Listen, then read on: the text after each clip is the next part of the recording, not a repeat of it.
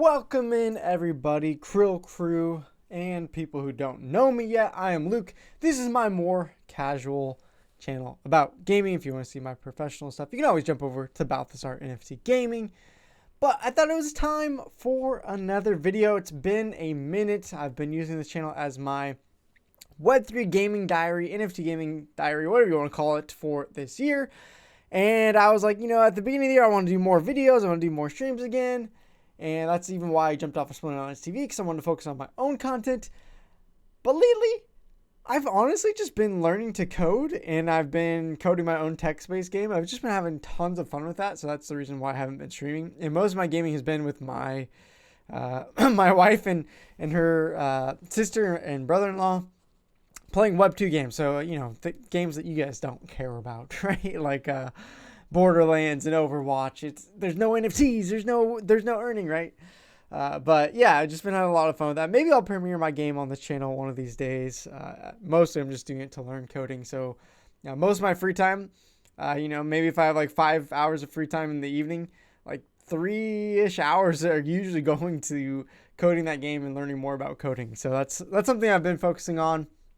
But anyways, to get into the actual video today, I finally want to talk about Splinterlands again, okay? It's been a while. I said, Balthazar, I'm covering so many other things. I'm not as involved with Splinterlands. I'm not up to date on all the new things. But I felt like it was time to revisit it because I want to officially say I'm having fun again with Splinterlands, okay? And enjoying some of the changes. And I really want to talk about, a few months ago, I put out that rant video that blew up in Mav chat and everyone was talking about it, yada yada, where basically I said this last year hasn't been fun. It felt like the team was all focused on economy and other changes, but nothing about the game has changed itself. Well, I finally can say it feels like they are focusing on the game again. Like I'm liking some of these new updates. So let's just talk about them. I'll share kind of my thoughts. They're going to be mostly about the gameplay. And then I think I'm going to respond to comments from the previous video and react to them as well live. Because I realize I probably don't have as much time to actually type out to the comments either. So, maybe I'll just pull a Dwayne Cunningham or Infidel. If you want to go look him up on YouTube. One of the best YouTube Splinterlands creators as well. So, like I'm a Splinterlands creator anymore. He's one of the best, as well as some other ones. I wouldn't put myself in that category anymore. Anyways, starting off, I just want to talk about how Soulbound cards are fun. I think Bulldog said it first in his video. He was talking about, when you got the old reward cards, you pretty much, if you were playing in gold or diamond anyways, you would never get enough reward cards. So actually getting a reward card wouldn't matter because you just have to go to the market, buy up the card to the level that you needed at anyways, right? There wasn't any challenge. There wasn't any like, oh, I guess what card am I going to get today? Because typically what all of us would do is we would just buy the reward card to the level we need for the league that we're in.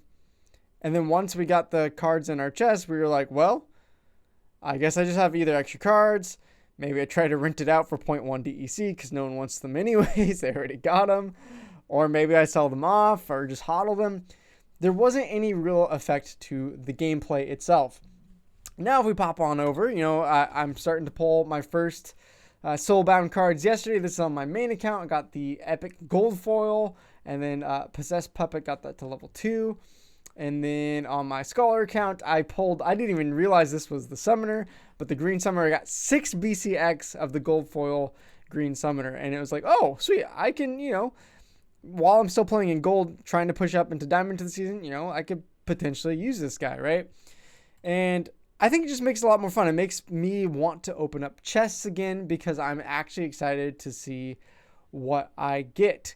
Now, obviously, this is just the first couple days of this, so we'll see how frustrated I get if I'm not getting the card I want, or I get it to a certain level, and then, I need just a couple more to get it to a diamond level, and it takes me, 6 months to go get those cards. So, we'll see how it goes over time. But honestly, I'm enjoying chests, opening up those again and playing in ranked to get those Soulbound cards, and I feel like what this is also unlocked, part of what I criticized Splinterlands for months ago was that it didn't feel like there was an actual way to progress in this game without just dumping thousands and thousands of dollars into the game. Which is fine if you're a whale or you're going to be someone that's consistently somehow affording, $500 cards a month or whatever it is to play at the highest leagues. But for the most of us, we can't do that, right? And that's what my channel was based on. How much can we put in? Can we put in $50 a month like we would for a video game budget? Now you can actually do that. Now, what does that do to the economy? That's a whole nother discussion. You guys can probably find better YouTubers who want to talk about the economy. But what it does for the gameplay stance is that now I can rank up summoners, even if they're not the strongest summoners. I can rank up some cards. Maybe I'll need to go buy some Chaos Legion cards to fill out the rest of my deck.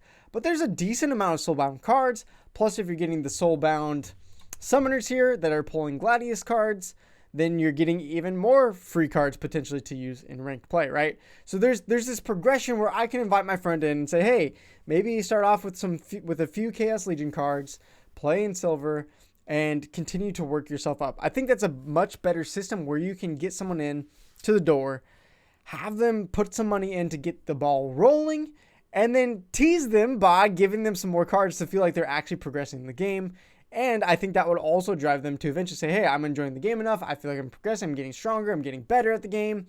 And I also now want to put in a little bit more money here and there. So I think it's a good progression. I don't think, you can probably come in, play for 100% free and get your, summoners and your soulbound cards all the way to diamond. Like, I don't think it's going to be this instant process where you just boost like crazy playing from silver all the way to diamond. But at least, again, there's a progression. And I think this is going to give us krills, those who can't put in a ton of money, a lot better chance at feeling like I'm doing something in this game. I'm actually progressing my account with something more than just throwing money and throwing money and throwing money at it. So that's one of the things I'm really excited about. Other things they've added into, like the 3 rule sets have been nice. I think, the community feedback, and I agree, there needs to be some tweaks where some of the rule sets line up and it doesn't make any sense, or it like literally takes out 90% of the cards that you have and gives you like 3 cards to choose from. Those types of things, I think, obviously can be tweaked on over time. I would also like to see the ratio. It seems like I get a lot of 3 rule set matches. I think the 3 rule set thing is something that could be mixed in more sporadically. But all that aside, those tweaks I think will be done, especially as the feedback comes in more and more from the community. What I want to just take a second and applaud the team for is I feel like they have been putting in those gameplay aspects, which I didn't feel like they were putting in last year. So the fact they're adding new rules, new rule sets, new reward cards, making it feel like you can progress, all those things, I want to give a thumbs up to the team, thumbs up to the game, the community for hanging in there, and say, yeah, most of those criticisms that I threw out a couple of months ago, I personally don't feel like they're true anymore. So awesome turnaround. That makes me excited for the game, makes me excited for the future. Obviously, there's, some gripes I still have. Like, it is a little bit bummer with the Soulbound cards that there's so many of them. It's probably going to take a long time to get them leveled up. And it's a little bit bummer that, I get penalized for using these Soulbound cards.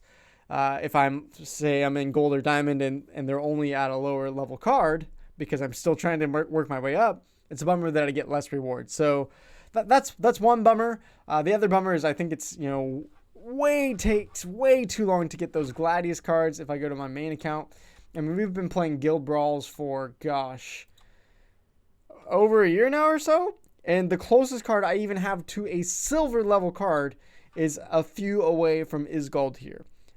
So those summoners, as I said, that are going to now pull out the Gladius cards into ranked battles, most of the time it's going to be pretty pointless because, 1, I'm going to get less rewards, and 2, the cards usually aren't good enough because I can't get enough Gladius cards. So, like the only thing I'm going to honestly probably use is like Korra because Korra is so OP. But every time I do, I'm going to get less rewards for using a level 2 card in Diamond. So there's small things that I think that they can work on over time. I definitely think that, if they can tweak some of those things and some of those other things that they've proposed up and coming, like the ratings and league changes, if we get a rating system and ranking system that's reworked, I think that will really help. The weird beard idea of battle passes I think would be really awesome. I think combining that with these soulbound cards would be really cool as well, because as I said, you might get a certain amount of card and it will take forever to get more of that card.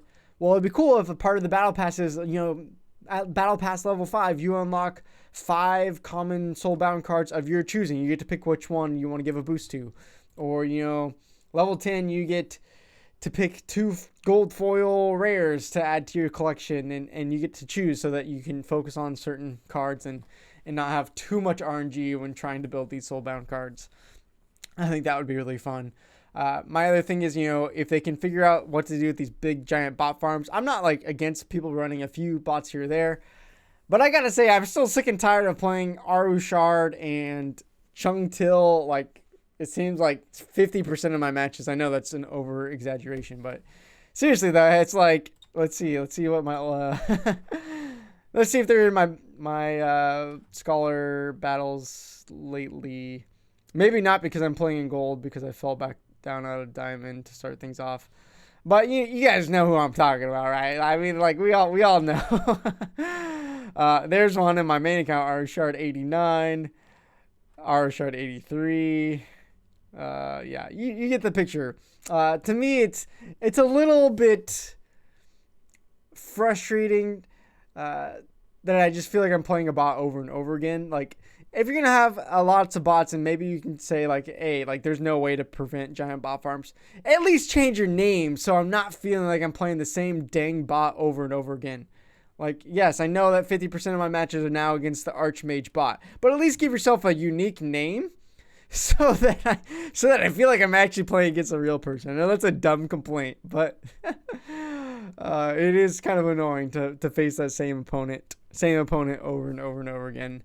But those things, if they work on over time and with the changes that I'm seeing now, I gotta say I feel a lot better, a lot more positive about the future of Splinterlands as far as gameplay. Now, I'm sure we can argue all day about how is this going to affect the economy. A lot of people are like, well, this is supposed to clamp down on bots, but now bots are going to get free cards to play with and earn more SPS potentially, or rental prices will go down because of that. I don't know. Again, I'm not up to date on all the economy side of Splinterlands. I rarely check my account value. So, that's not what I'm going to focus on, because I don't feel like I'm the best to speak on that right now. But as far as gameplay, great job. So, why don't we go flip over to the last video? I know, again, it's been about 2 weeks since I've done that, but I just want to respond to a few comments before we end today. Use this as a little react video, and maybe the next video after this, I'll react to your comments below in this video, if that makes sense.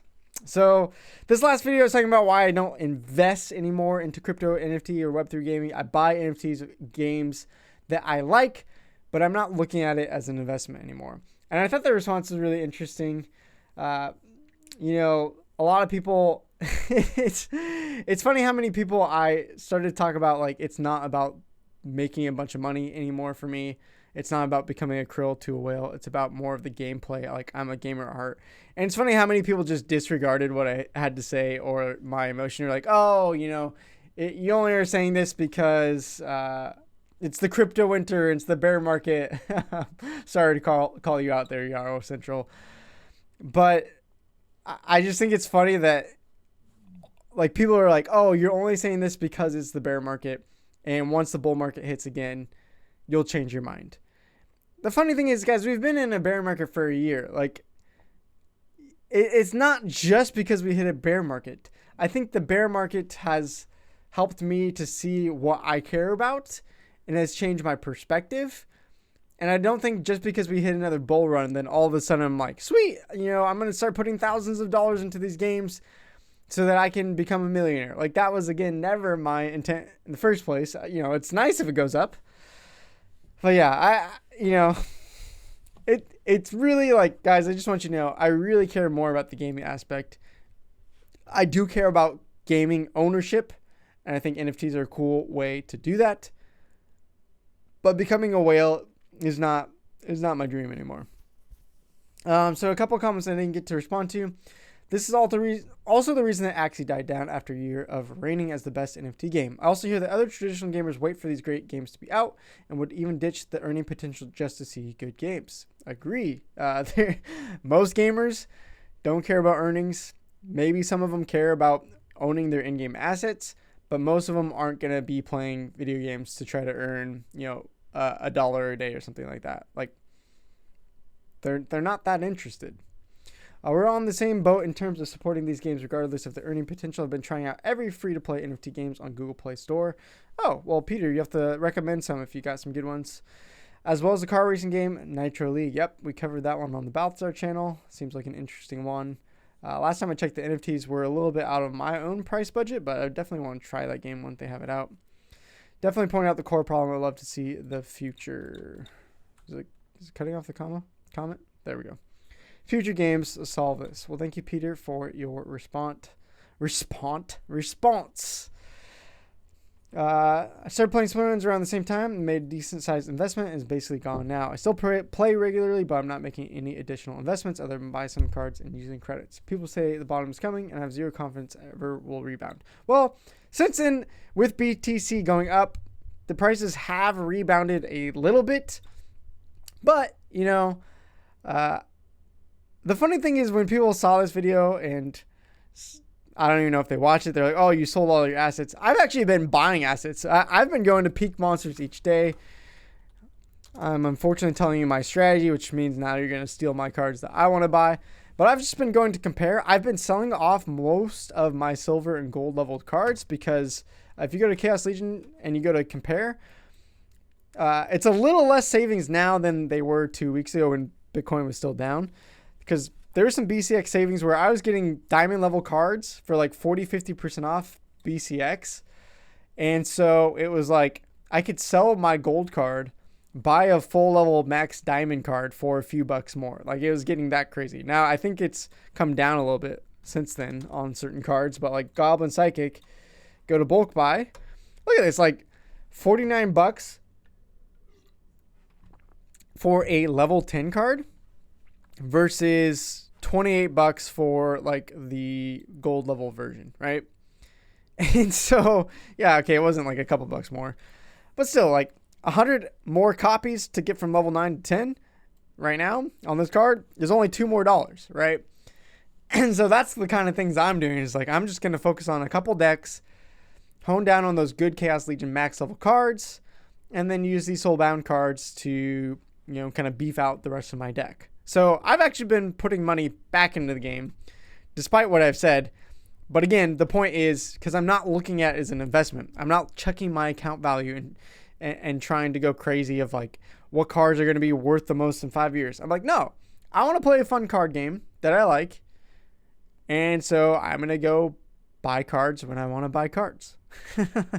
Anyways, David, thanks for the comment as well. Banana No Farmer, longtime viewer, man. How you doing?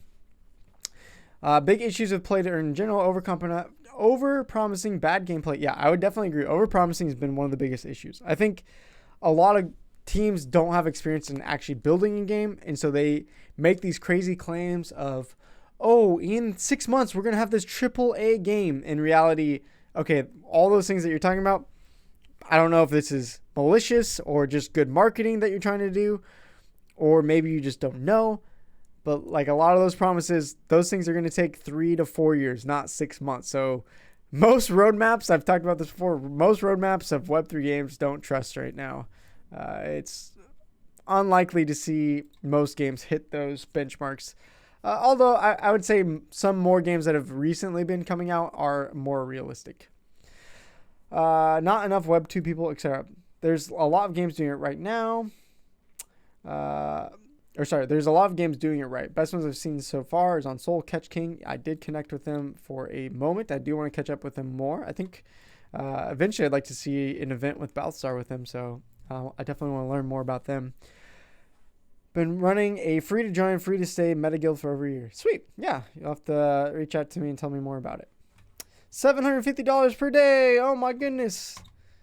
Whoever runs that bot, man, talk about a bot farm. That account is freaking everywhere. I see it every video, not even just on NFT videos. Yeah, our central already responded to you a little bit. I do appreciate. I hope you know I wasn't upset by your comment, but I just wanted you to understand my mentality isn't shifting just because money went down. It's shifted because my perspective and what I value in the space has changed. Because when I first got into Web3 gaming, it was really fascinating learning about all the economy, learning about the earnings. But overall, I realize more and more as I've gotten into the crypto space, I'm not as much of a crypto enthusiast. I'm more of a gamer who likes how this technology could potentially be used in gaming. Steven, you bought the top and sold the bottom. Yeah, exactly. I didn't sell. Richard, I thought that's funny. Richard, he didn't say he sold. Title was clickbait. He just thinks of speculation instead of investing. I don't think you can see how. I don't see how anyone can look at anything in the crypto space as investment. It's all pure speculation. Investment yields ROI. First of all, Richard, good point. Great comment. It's probably a good distinction to put investment in one bucket and speculation in another bucket. I like how you did that. I also thought it was funny that you said title was clickbait. Well, guess what? My clickbait worked, okay? Y'all in the YouTube space need to get your definition of clickbait right, okay? Clickbait is a completely misguided title. Like, clickbait would be, hey, this video has a bunch of hot women, okay? Hot, young, single women, and then it's just a video of me talking about Splinterlands. That is clickbait when the actual video itself is completely irrelevant to the title. This title, is just a good catching title to entice you into watching the video. And if that's clickbait to you, I'm sorry, Richard. I am so sorry. But I need to make my 2 cents on each video, okay, Richard? I'm sorry. That 2 cents, super, super impactful. The 2 cents that I'll see in like 2 years from now because I don't make enough money on YouTube to get the payouts anyways. Impacto, yes, thank you for the comments as always. Long time Krill crew member. Just put some money in order to get the ball rolling and flip. Of course, I play a bit. No, that's not going to make me much money, so I don't focus super hard on winning and playing optimally. My idea is accumulate assets and over time next bull run cash out on a massive win, but you never know. I have some fun in the process. Yeah, like again, I don't have anything wrong with someone that is going for the investment, going for the money. I was just using this video to say that's not my perspective. Now, for some people, card flipping is really fun. I've had a couple card flipping opportunities that I've had fun. I wouldn't say it's my main thing I do. But yeah, there's something fun about trading around your cards and trying to get a better value out of it. So yeah, I think that's great. Especially, some people just get a really big kick out of searching through the marketplace, and that's really the game for them. I don't think that's wrong. What happened to your Gargoyle Lion collection? Printing is basically stopped. I still have it. I have not sold any of it. We are at, let's see, 8,500 cards. We never hit 10K. RIP, but that's okay. We got a good amount. I mean, hey, if anyone's sending me 1,500 lions, it's still possible. I think someone mentioned to me like, hey, Gargoyle Lions are pumping. I think they pumped to under sentence now, just barely over. So it's not like anything crazy. Maybe that's the one way I become a whale. If Gargoyle Lions ever hit $100 per copy, spoiler alert, that will literally never happen. But if they had $100 per copy, yes, then I hit whale. Sure, and hope you're doing well. Pops Fishing, yep, tried game development, gave up halfway. Too much for one person. Yeah, I'm learning myself, dude. It is freaking hard. The amount of puzzle solving with encoding, the amount of balance you have to try to bring your game, the amount of things that can go wrong in the game, it's just absolutely wild. So yeah, that's why I'm like, could someone become a whale from investing in Web3 games? Sure. But as Richard said, it's more of a speculation that this potentially could succeed, because the amount of successful games that make it, there's probably 20 to 30 games or even more that don't. And I'm not talking about even NFT gaming. I'm like, just go check how many games release on Steam, like per week. I used to cover Steam games, like new releases weekly on my first channel. And geez, was there like 20 to 30 sometimes, maybe even more per week. And how many of those games are still around today? Not even one a week. Not even averaging one a week, I would say. Games World NFT Gaming. Oh no. Hey, dude, I'm still playing Splinterlands. As I said, like I'm enjoying this video. So drop some comments below in this video, and I'll reply to them with the next video. Again, I'll try to do some of these here and there. Obviously, with learning coding, I've just been really enjoying that. That's been my main focus of my free time, and maybe I'll do some content around that, or do a stream when the game is done. It's just a text-based game, guys. It's nothing crazy, but it'd be fun to kind of just show what I've been working on, what I've been doing. Anyways, thank you guys so much for those who actually watched this whole thing. Based on the comments of the last video, I know some of you guys don't watch it. You guys just respond to the first 10 seconds. But to those in the Krill crew who watch the whole thing, you guys are the real MVPs. And if you don't know me, I'm Luke. Thank you guys for watching. If you want to see more of my content, BLTZRGG is our site. I didn't pull it up on YouTube. Balthazar GG. If you just type that in, it'll link us to the Balthazar NFT Gaming. Lots of giveaways, lots of cool reviews of many different Web3 games we are covering. So come check us out. I'll see you guys later. Peace out. Much love. Stay safe. And I'll see you next time.